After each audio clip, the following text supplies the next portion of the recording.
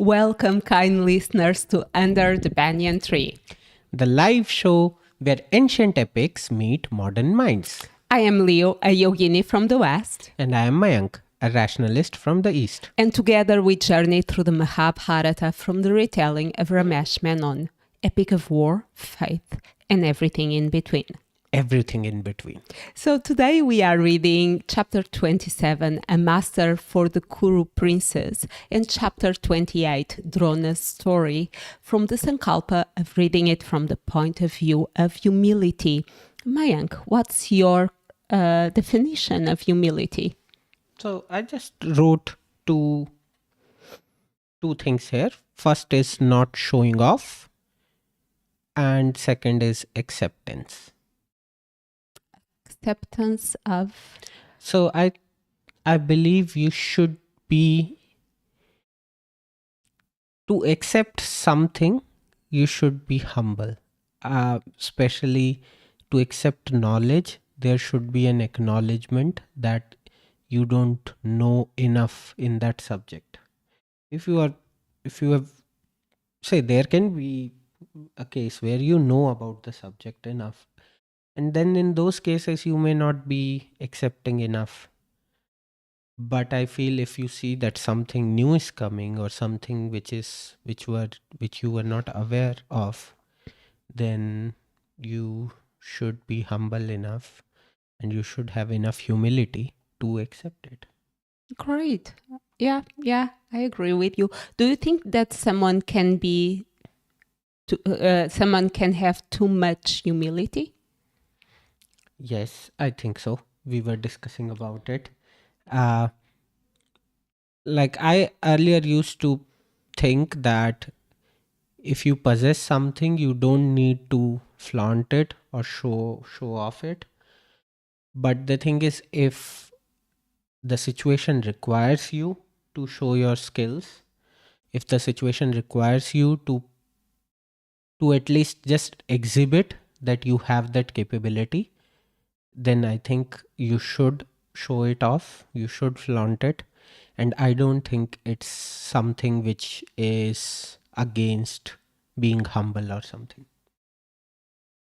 Okay. So out of curiosity, and I'm sorry for the curveball, if you had to rate yourself in a scale from 0 to 10, being 0 not humble at all and 10 extreme humbleness, or how would you rate yourself? So that's the thing. Like what I feel is, if you have the acknowledgement of your deficiencies and you are open to work on them, okay, then you are a 10 in humbleness. Mm-hmm. I don't perceive humbleness to be something where you allow people to just walk over you because you are humble. Mm-hmm. So like someone may say you are extremely humble or something, but like I'm not saying for me, but for someone that you are extremely humble, because their perception may be that they just allow people to walk over them. They hardly resist. Yeah, but I don't think that's... So I think for humbleness to exist, to be humble or to have humility and exhibit humility in a right-sized way, we need to be in a place of security. Yeah, that's true. So, and many times because of the power imbalances, there's people that are expected to be extra humble in the way you are saying, and they have to work in order to have the right of exercising their right-sized humility. So in this case, what I feel is... But I'm so sorry, you didn't rate yourself. Yeah, because let me complete. I don't want to rate myself. Okay. Yeah, so it was a He's not diversion. taking my curveball. No, because I think there's a difference between being humble and being approachable. Mm-hmm. Okay. um like and again I'm saying the perception. Say for example, I watch Neil deGrasse Tyson a lot, and he Mm-hmm. knows a lot in a lot of subjects, and especially when it comes to say physics or something. And I imagined what would happen if I meet him. Mm-hmm.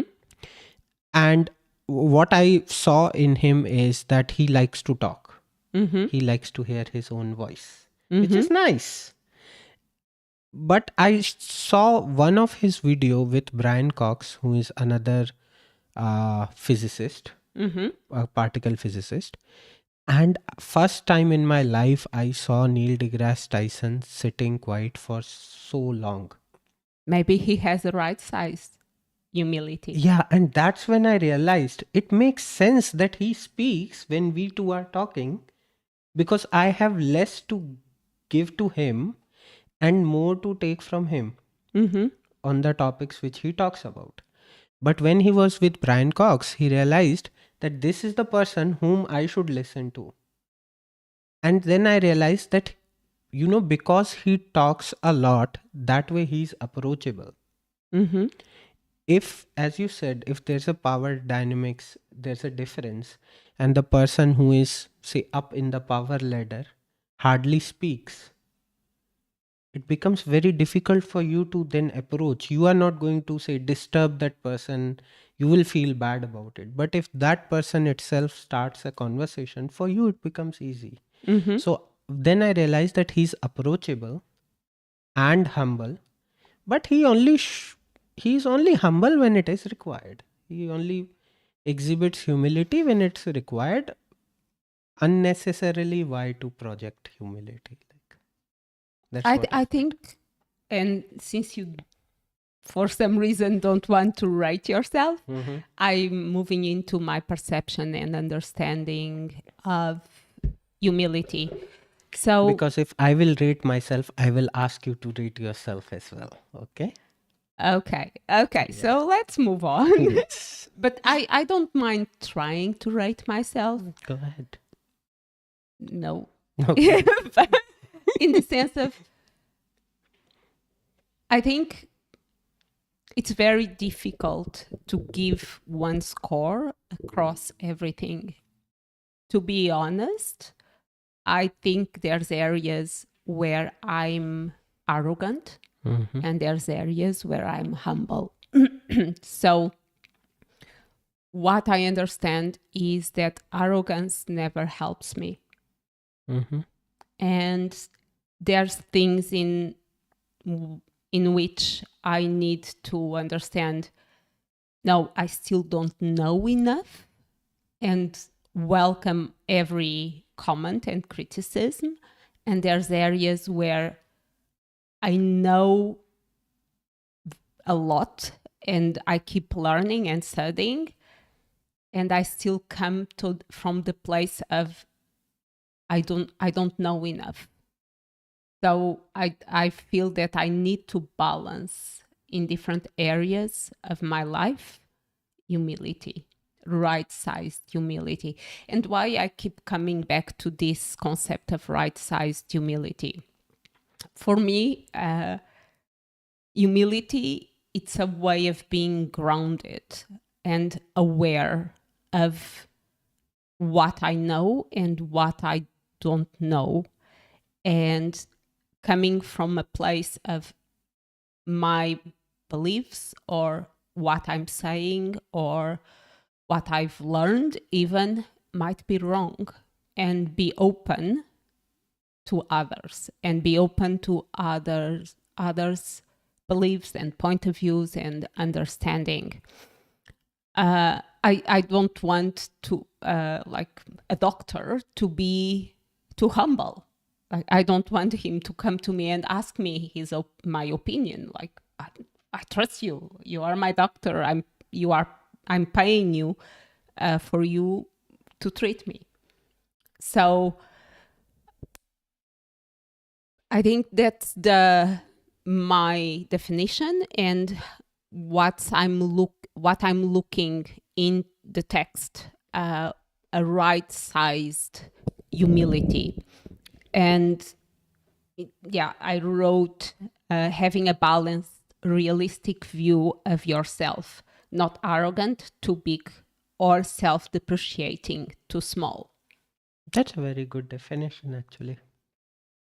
Yeah, Thank you. I think, I think you gave words to my thoughts. But yeah, it's a very good definition. I like precise definitions. Okay, thank you. So now are you ready to move on into Shravan and do the summary of the 2 chapters? Yeah, sure.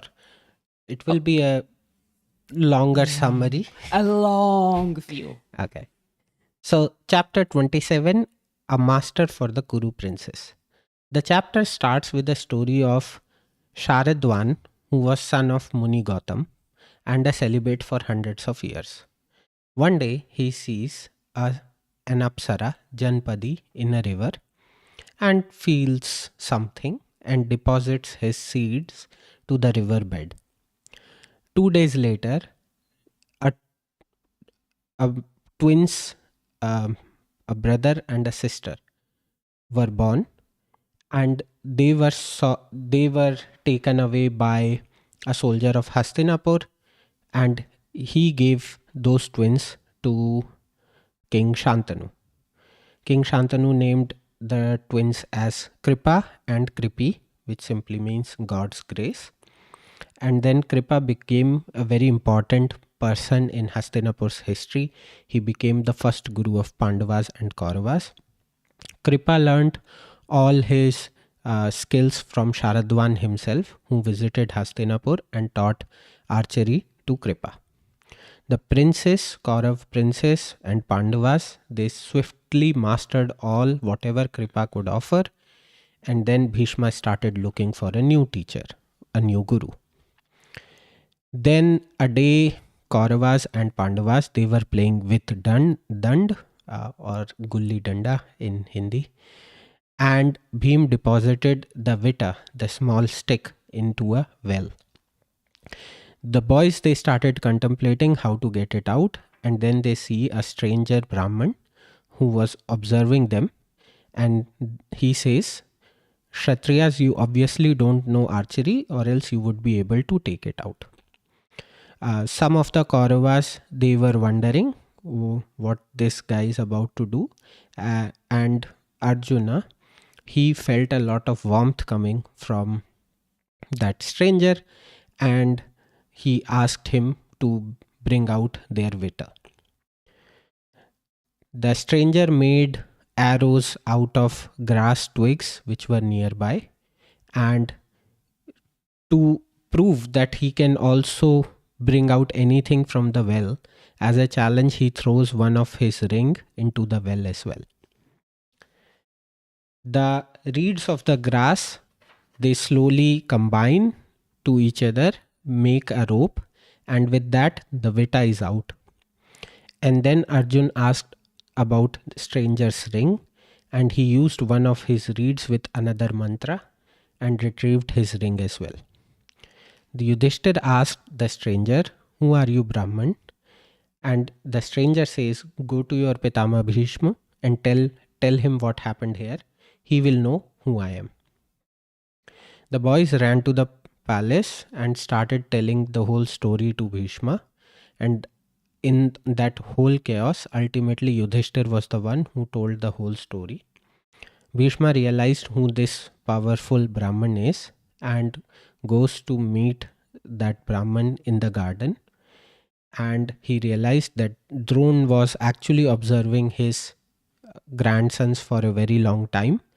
And Drona says they are gifted and he's ready to teach them.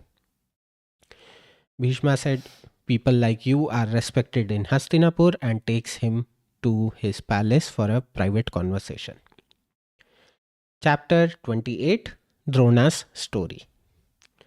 Drona was served with foods and drinks, and then Bhishma asks him that I see a sorrow on your face. Can you describe what is the issue, and Drona starts his own story. Rishi Bharadwaj once saw an Apsara, Ghritachi, in a river, and Rishi Bharadwaj did the same. What, whatever Rishi, Celibate. yeah, Rishi Sharadwan did, he did the same, and he deposited his seeds in a river shell or a vessel, and Drona was born. Drona was Rishi Bharadwaj was son of Agnivesh, and Agnivesh was son of god Agni. So Bharadwaj knew all the Deviya Astras and everything, and Drona mastered them all by the time he became the age of 16 or something. And during that time, he became friend of a Kshatriya prince, Drupad, who was son of Prihast from Panchal. They became great friends. They did everything together. And Panchal Prince Drupad said, Drone, our friendship must not end here. When I am king, you must come and live with me in my palace. My kingdom will be yours as much as it is mine. Drupad eventually became the king, and Rishi Bharadwaj died. Drona got married to Kripi in presence of Shantanu and Bhishma. And Kripi and Drona lived in a forest and had a son Ashwathama, who made kind of a noise of a little horse on his birth, and that's why he was called Ashwathama. During that time, Parshuram Bhargav, uh, incarnation of Vishnu, I forgot which number, he was living in Mahendra mountain and was giving away all his possessions. After a long journey, Drona reached Mahendra mountain and asked for the only wealth that Parshuram possessed at that point of time, his weapons. In 1 month, he learnt all whatever Parshuram could offer. Side note, Bhishma is also Parshuram's disciple as well. Drona came back and they were poor. As usual, Brahmins are poor in all the stories. And one day he saw kids asking Ashwathama. There were some kids who asked Ashwathama if he has ever tasted milk, which is a drink next to Amrita of Devas. When Ashwathama said no, the kids gave him some white flour mixed in water, and he gulped it all, and he did a little dance singing, I have tasted milk today, the drink of the Devas. Drona imagined people making comments on him that his son is suffering because of his father's sloth. He doesn't know how to make a decent living. When he reached home, he saw Ashwathama crying in Kripi's lap, asking for milk.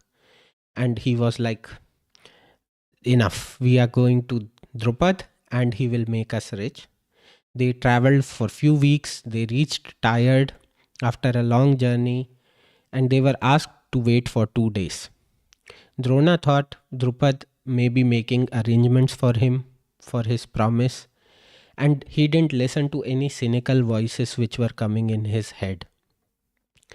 He kept on telling stories of his childhood to Kripi in those 2 days. After 2 days, Drona called Drupad as friend in his sabha, in his court. And Drupad, he neither rose for him, and he was displeased when he heard the word friend. And he called Drona dim-witted, idiot, beggar.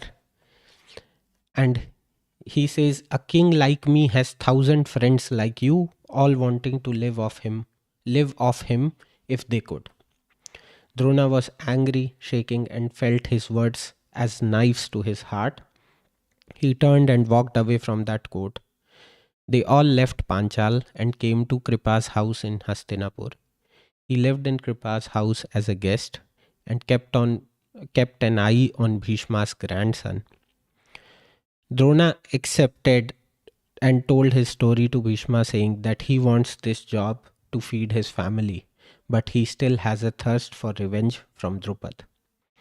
Bhishma promised Drona all the wealth and honor that he deserves, and promised him that when that time comes, they will support him, Kurus will support him against Drupad.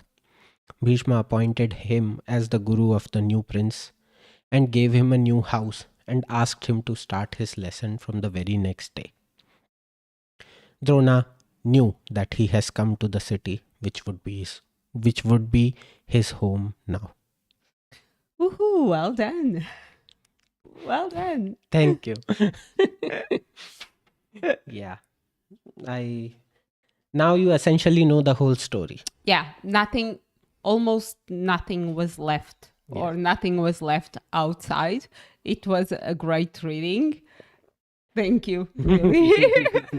You said it right. It was a great reading.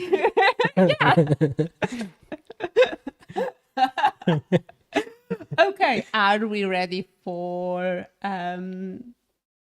I would invite you to go first and discuss the instances where you saw humility. I think we have a good amount of places where we can analyze humility. But just at the beginning of the chapter, and yesterday I asked you that question. So what's his name? Sharadvan. Sharadvan. So Sharadvan, he was a beggar, and he was he was a traveler, Brahma. Okay. And he went to Astinapura, and He was a beggar. I think he was a beggar. No. Okay, no. I just thought he was a celibate rishi. Okay. Yeah. But we know he was always traveling. He would never settle in any place. And he went to Hastinapur, taught his son, but it's implied in the text that he never told that he was their father. And in my naive mind, I see this as an act of humility. And I explain why. I think it's inherent in men to have their offspring. And he knew his limitations, but he wanted to pass on something to his son. So he went there, he taught, and when everything that he had to give was given, he went away. And I find that a right-sized act. And Kripa and Kripi, they didn't have any eagerness to know who was his real father. They were very happy at the palace. They were happy to be adopted by Shantanu. I think it was the right action, and I think he was humble. But what do you think? Yeah, I agree with you. And I also wrote that Sharadvan also showed this humility where he accepted Shantanu as their father. Mm-hmm. And yeah, I totally agree because I made the same note. And I actually made earlier a note on Sharadvan for humility. Mm-hmm. To give up celibacy, I think, was an act of humility. Explain. So, being a rishi, it's very easy to be arrogant. Mm-hmm. And as you said, I think in last or some session, not acknowledging your emotions. Mm-hmm. And see, a celibate rishi feeling attraction or arousal, Mm-hmm. he acknowledged that feeling. Mm-hmm. And he humbly gave up on his Okay. vow of celibacy. So I genuinely feel that being a rishi is not simply about following rules, but it's also about, as I think you always keep on mentioning this, about the awareness of your emotional state. And I genuinely feel like that it's a good, healthy balance. Okay. You can be celibate for 100 years, probably you never felt the need. But if you felt it, instead of, like just curbing your instincts and not acting at all, he decided, no, this is the right time to give up. He gave up. Okay. I agree with you, but I'm thinking that being a she implies always a mastery over your body. And So what I'm sorry I interrupted you, but the reason is he has kind of mastered his senses for hundreds of years. It's like thinking this way. Say I am on a very strict diet. I was thinking the same. Yeah. And I don't eat say sugar for 1 year or so. Okay. And then I go to Amalfi where they have some dessert which is kind of a must have. I also want to have it. Then I think No, that's it's that balance, and yeah. I agree with your comment, and I understand your comment. I Yeah. just wanted to bring the side note in the sense of it's within what's our goals. Um, we allow for balance. We allow for awareness and respect of our emotions.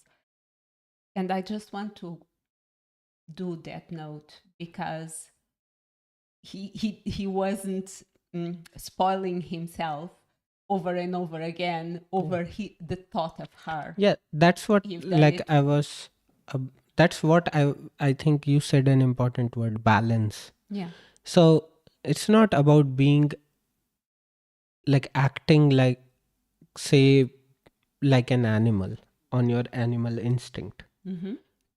It's knowing that oh I have done this for like 100 years now, but oh I suddenly have this emotion, why it's there, and visiting it, okay, and do I need to tackle this Yeah. emotion, and like it's that third person awareness, like Yeah. you are actually seeing yourself, Mm-hmm. and then based on that you decide your next And course of probably for action. him was understanding that for 100 years there was no intense fluctuation, and at this moment there's this intense change. Probably there's something bigger at work over here, Yeah. and understanding that moment. Yeah, I really like your observation. Thank Yeah, you. you're Thank you. welcome. Yeah, and what's next? We covered Sharad one. Who is next? I want to bring this now because I'm afraid of forgetting. I think Kripa was very humble. There was humility in him, and the sense of he was the Kuru and Pandavas and many other houses, Kuru. But he had the awareness of knowing, okay, I don't have anything else to teach. Please, Drona, teach them. Yeah. I think it takes a lot of right sized humility to recognize your limitations. Yeah. And I also made a note that even for Kauravas, to their credit, if they were able to grasp everything whatever their guru taught, they probably had right sized humility there as well. Because to learn, you should know that you don't know, or Mm-hmm. that the person who is teaching you knows more than you. Mm-hmm. So I was not expecting that I may see some humility from Kauravas, but I felt there was kind of an indirect mention of humility, Mm-hmm. that they were able to grasp everything, whatever Kripa could offer them. And yeah, this one I didn't notice, and I think it's a really good one. Uh, Kripa himself knowing that now I don't have anything new to offer. Yeah. It's very difficult to say. Yeah. Yeah. Yeah. Um, Has any of your yoga student ever reached that state where you can say that now you should find a new teacher? I think yes. Hmm. Did you tell them? Yes. What did they say? No. That makes sense. And I think it's down to attachment.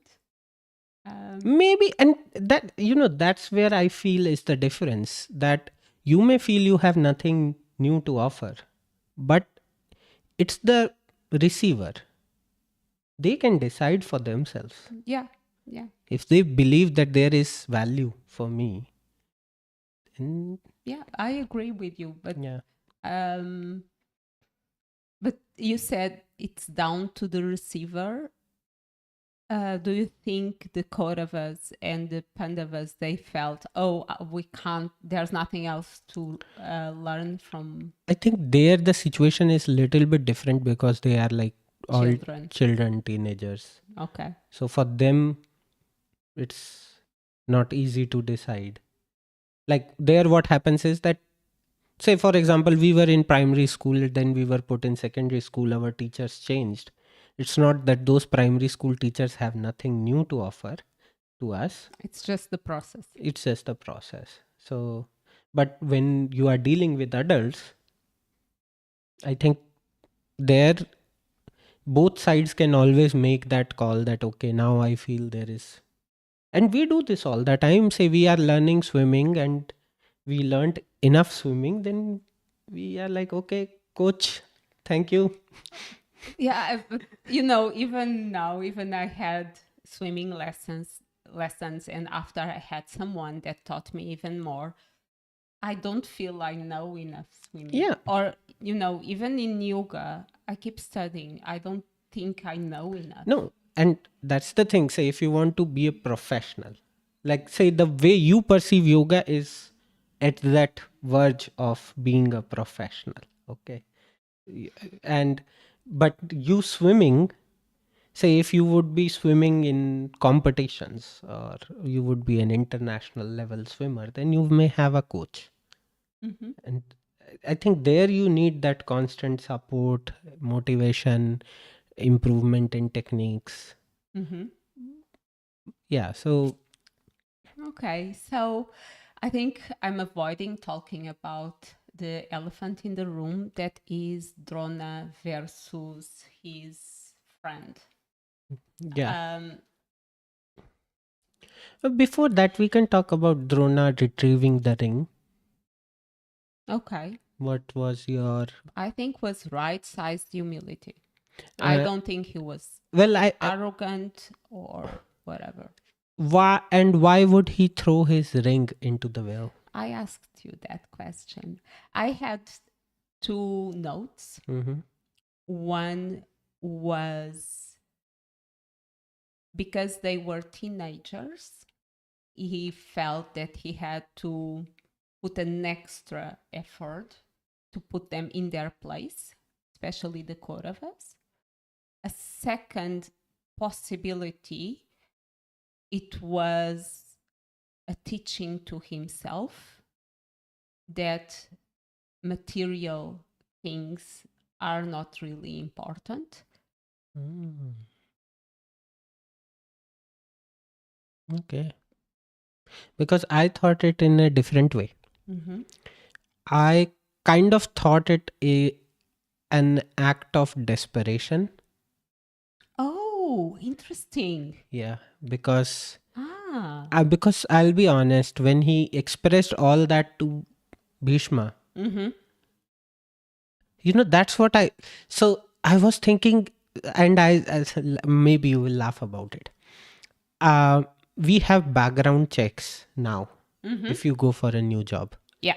In those times, there were no background checks per se. Like the people had so much honesty in them Mm-hmm. that Drona tells all his circumstances, that these are my circumstances.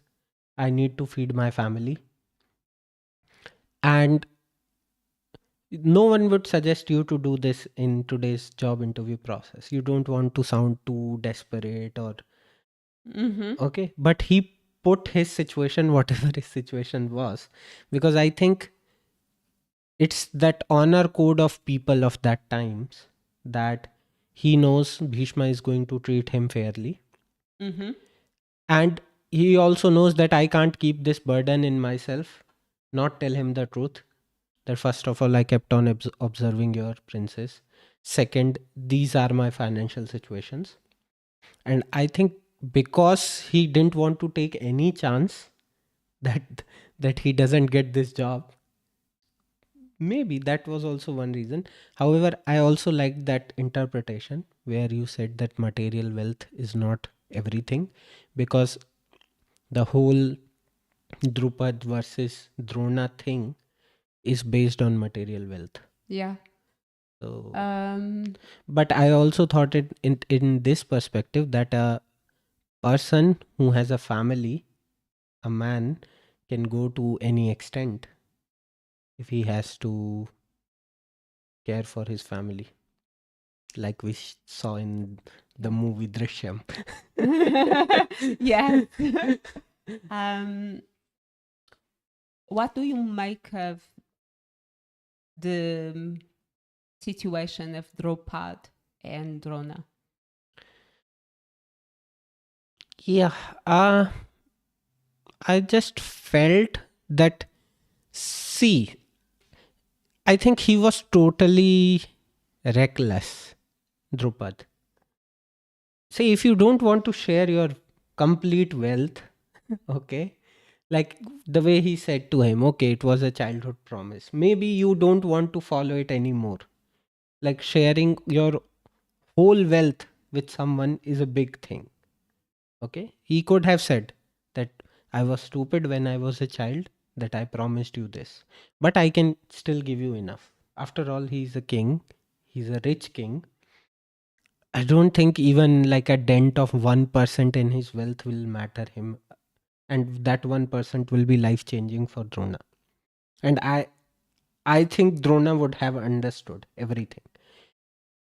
But the way he humiliated him, it was totally unnecessary. So it was just arrogance, pure arrogance speaking from Drupad.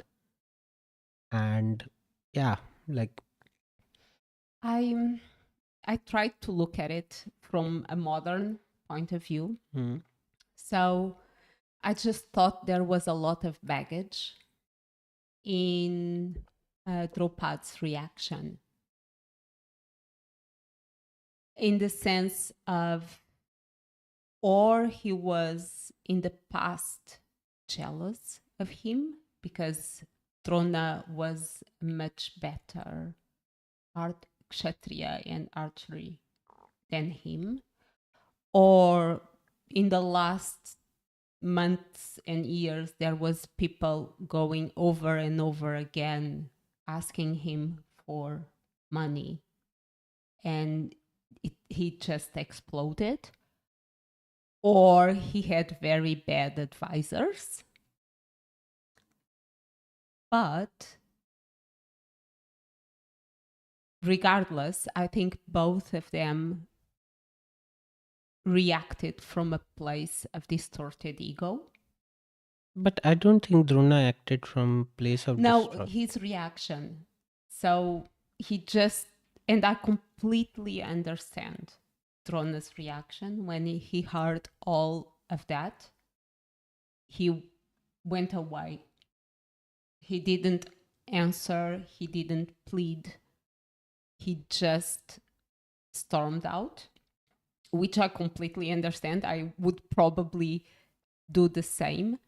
And I understand that in Dropad's heart is time passes, we change, you are no longer my friend. While Drona kept him in his heart and his heart was broken. I just think that maybe Dropad would wake him up from his arrogance.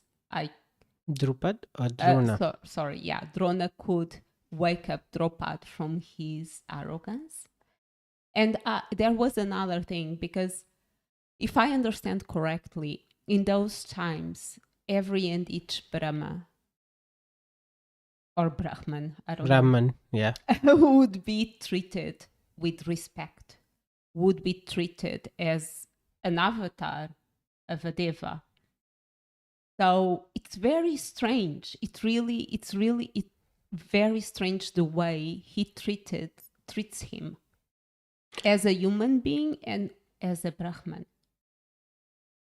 Yeah, but like I think there were always instances of kings or princes who hold power. Because he was not even afraid of being cursed. Nope. And I find that interesting. Yeah, maybe one reason can be that somewhere in his heart he knew that he's a friend, he's not going to curse him or something. uh yeah, I just feel that whatever Drupad did was totally uncalled for. Mm-hmm. You can always back out. Like, you can always say that, yeah, whatever I said was stupid. And, but I still consider you as a friend. And as a friend, if you will ask me for something reasonable, I am going to give you. Mm-hmm. Okay. Yeah. Like, uh, even a friend knows their limitation. No one asks you for unreasonable things. And I remember from the TV series, It was a cow, wasn't it? yeah, and Drupad says, as a Brahmin, whatever you want, I will give it to you. But if you will ask as a friend, I will punish you. Yeah. And Drona was not there essentially to claim the wealth. He was there to claim his friendship. Like, he was like that, oh, this person is my friend. And Mm-hmm. I've come here with that right that this person is my friend. You have some rights over your friends. That's what I believe. That you can ask for their time. You can ask for some resources as well, Mm-hmm. money or anything, or any kind of help. You can ask for reasonable help. But that's what I feel, that Drupad was not ready to acknowledge that he was a friend of this person Mm-hmm. in his past. And I think that was total anti humility. Yeah. Yeah, yeah, You asked me a question yeah. about uh, friendship yesterday. Yep. What it was? I know that you So asked me. the question was, do you believe that friendship is only possible among equals? Hmm. I think true friendship requires that you see the other person as we equal. Mm-hmm. Like, can you imagine yourself being friend of Elon Musk or Jeff Bezos? Um, why not? Well, I As long can't. as I see them as a equal and they see me as equal, I But don't see. like, what I feel is that whatever you said is theoretically possible, Mm-hmm. seeing them as equal. But think of this: Jeff Bezos may want to go for a uh, lunch. I'd say they may want to meet you for a lunch, and then they invite you to the most expensive place in Dublin, and you may go for lunch once, twice, and somewhere then you will be like, now I need to pay, or at least I need to invite them for a lunch to some place where you are having like a 20 euros a meal or something, isn't it? Friendship doesn't come from the ego, comes from the heart. I think if Harry could be friend of Dobby,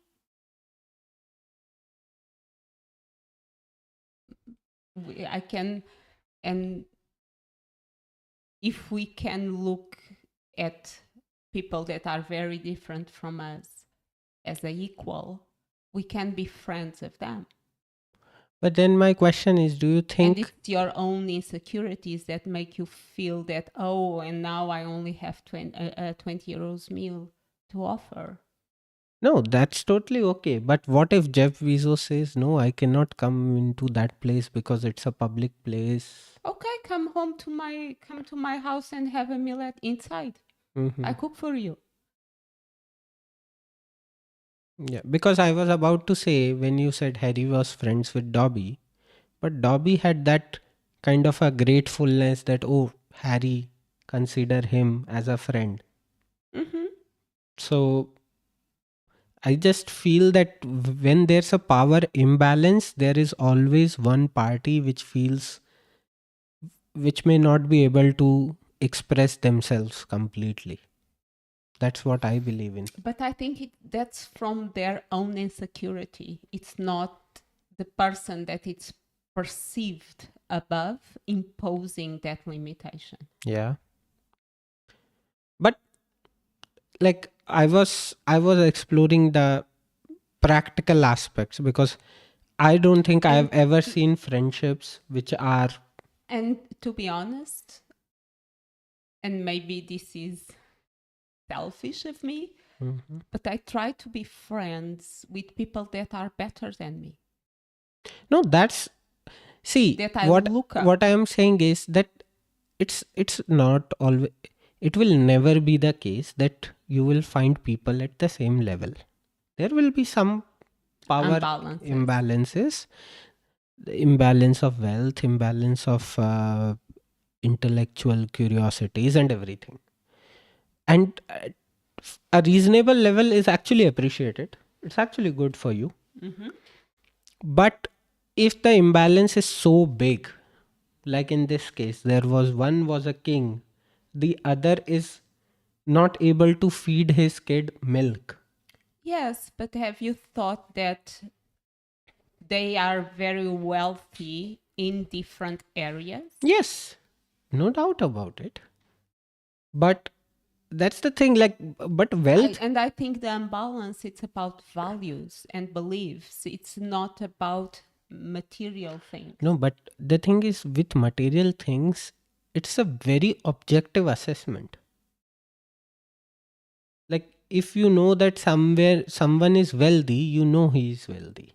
But to know someone is knowledgeable or this or that, you need to like talk to them, realize their knowledge, then only you will get to know that, oh, that person. So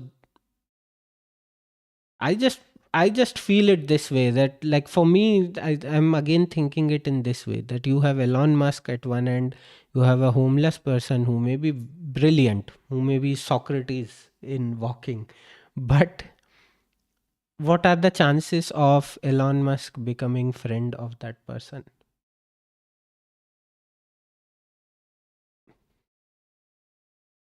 Because one thing I feel is simply accessibility. Elon Musk is not accessible to us. He's not Mhm. roaming here in Dunleary and shopping in Tesco with us. Mhm. So I personally feel practically like if someone would ask me that they should go for friendship with someone in a totally different economic strata, financial strata, I would personally say no. Mm. That's my stance.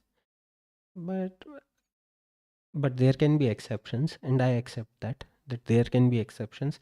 I am yet to see an exception. I haven't seen anyone in our circle who can claim that, oh, they have a friend and he's or she is homeless, or they have a friend who comes from or who is super rich.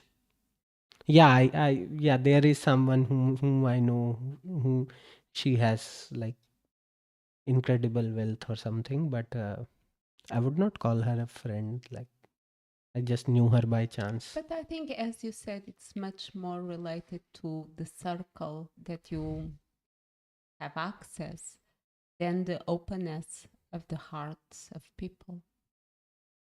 Yeah, that's true. I just feel it's logistically difficult. Okay. That's my belief. Okay. So what else? Bhima, I think. Bhima was very right-sized. Bhima or Bhishma? Thank you for You're your welcome. correction. You're welcome. Bhishma. Yeah. I think it requires patience to listen to a story that 60% of it you already know. He was right-sized humility when he offered the job and said the honor that you deserve, the respect you deserve. And even maybe he could be the teacher of the Kuru and the Pandavas. And he was like, no, someone else has to teach them because he has all the knowledge. Yeah. And I think that's right-sized. Yeah.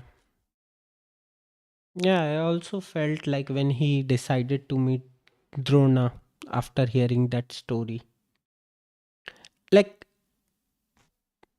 I think it's I think it is not easy to recognize talent. It's difficult.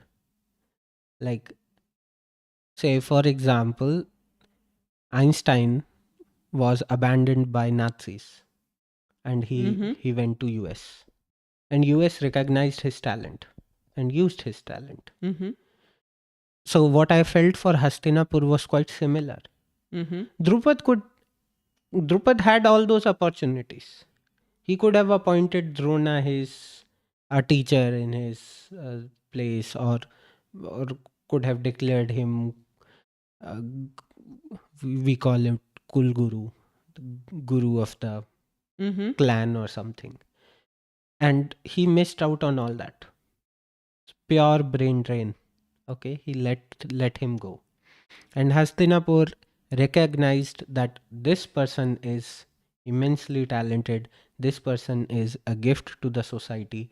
We should not let this person go. And I genuinely felt like, as a system, I appreciated Hastinapur and Bhishma a lot. That they saw the talent and they were humble enough to accept that talent, and they were like, okay, whatever price we need to pay to keep this talent here, we will pay that. It's like what US does. Okay, and good companies they do. Like for example, I think it's Meta, or I don't remember which company, recently pasted an ad outside IIT Delhi saying, even if H1B visa requires 100,000 US dollars every year, we are going to hire talent from India. Because if they feel like that this is a person on whom we should invest, they are going to invest. And I think, uh, because I was also looking it through all those lenses through which I look the world, I thought that Hastinapur as a system is a superior system compared to the system of Panchal. Yeah. Right. Thank you. So what else? I think we have more or less covered things. Because other instances which I made note were all kind of acceptance. Wherever someone accepted someone, it was for me a kind of humility. And I also felt for Drupad that he is lonely when he said this line that a king like me has 1,000 friends like you, all wanting to live off him if they could. Yeah. And I just thought to myself, man, your life is so sad that you don't have a faith. You can't trust any of your friends. That's a sad situation to be in. If you Yeah. feel that all your friends, And it was a statement made from a place of fear, a fear that you are here just for interest. like I personally felt that what he said to him, it sounds like boasting. To me, it sounds like a sad situation. You're actually telling that you have 1,000 friends, but not even one single friend whom you can count on. Yeah.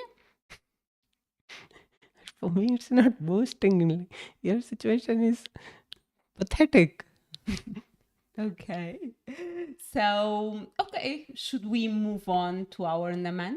Yes, please. Who would you like to Naman? I think I'm so conflicted here. I have two candidates. I felt really bad for Ashwathama Hmm. when he was dancing after drinking the flour milk or whatever, Mm-hmm. vegan milk he drank, and he was dancing. And I felt bad for him in that instance because I don't like seeing kids in such desperate situations, destitute situations. But there was so much about Drona in this chapter, Mm-hmm. and to me, it felt like he killed every ounce of arrogance inside him, and even probably self pride when it came to taking this job. When he opened himself to Bhishma and shared all his vulnerabilities, Mm-hmm. I just felt that a man of that stature is expressing that I am here, I have nothing in my hands, I cannot feed my family. For me, imagining that was very difficult. Like, I would not like to be in that situation someday. And therefore, I think poor Ashwathama, but Drona, I will go with. Yeah. What about you? Well, you were talking, and I've decided that I wanted to Naman Bhishma, Mm-hmm. especially because I'm very harsh Mm-hmm. on Bhishma. So I think he was a great friend. I think he was um, humble. He listened. He respected. So I really wanted to Naman Bhishma. But while you were talking, I thought about Creepy. Mm. I Yeah. know that she's an invisible person, Mm. but she, as Drona said, she's wiser than him. She's at his side through all this process. She's taking care of Ashvatthama. So I think I want to bless Kripi slash Bhishma. But because she's again, as many women, an invisible force that it's behind Drona, that it's supporting him and taking care of Ashvatthama. And we don't see her. Yeah. That was very nice because I also realized in the beginning of the chapter as well, Sharadwan comes and teaches Kripa archery, and there is no mention of Kripi. Yeah. So, yeah, as you said, she's a totally invisible character. And yeah, whatever Drona was going through, she was not going through any less, probably more. Yeah. No mother wants to see her kid struggle, and yeah, So, yeah, my blessing goes to Creepy. very good one. A My very good one. naman goes to Creepy and everyone that stays behind the scenes, letting others shine and being their support and their force behind. A very good one. Thank you. Okay, so we are done for today and for this year. I Mm-hmm. believe so. So we'll be back in 2026 reading chapter 29, The Brilliant Pupil, and chapter 30, At the River, from the Sankalpa of reading it from the point of view of purpose. And we would also request our kind listeners to suggest us themes. If you want us to cover capture some theme in our next to next discussion. So please comment on this video so that we can capture those themes as well. Thank you so much. Have a happy Christmas, a lovely new year, and see you soon. Thank you so much. Merry Christmas. Happy New Year. Namaste. Namaste.